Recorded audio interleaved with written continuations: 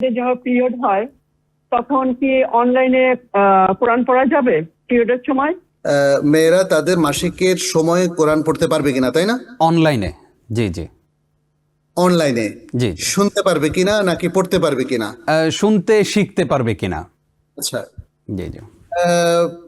সাধারণত এই জায়গায় কিছু সংখ্যক ওলামায়ে কেরাম বলেছেন পারবে, কিন্তু আমাদের বৃহত্তর অংশ তারা বলেছেন, এবং সেটা খুবই শক্তিশালী মত, যে মেয়েরা তাদের মাসিকের সময় কোরআন পড়বে না, শুনবে না এবং মুসহাফও ধরবে না।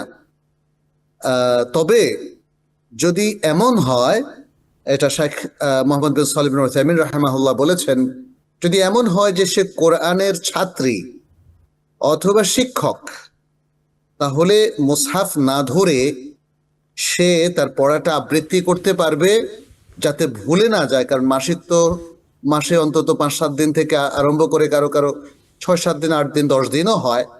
ফলে এই দীর্ঘ সময় সে কোরআন তেলাওয়াত করতে না পারলে ভুলে যাবে। এই ওজরের কারণে তারা বলেছেন যে তারা পড়তে পারবে, শুনতে পারবে, শুধু তারা মুসহাফ ধরাটাকে অ্যাভয়েড করবে।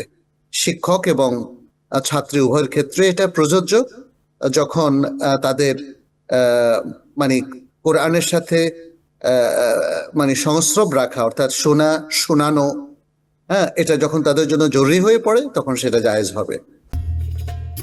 Ad-Din Television, a complete way of life.